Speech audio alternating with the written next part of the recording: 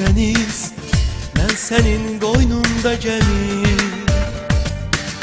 Sen mənə hamıdan əziz, mən qaldım sənə yad kimi. Sen tufanlar çağlayan sonsuz bir deniz, ben senin qoynunda gəlir. Sen mənə hamıdan əziz, mən qaldım sənə yad kimi.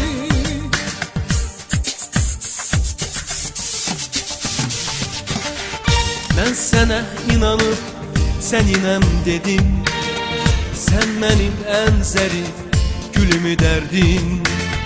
Mən sənə ömrümü, günümü verdim, sən mənə kədərdən başqa nə verdin? Mən səndən bir zərrə sevgi istədim, dedim mənim olsan daha nə dərdim.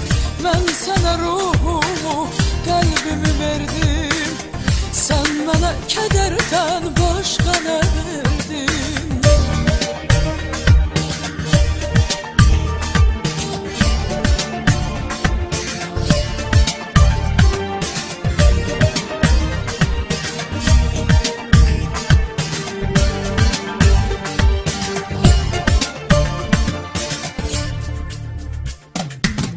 Sen sevdadan xəbərsiz dəli bir külək, mən sənin bağında güləm.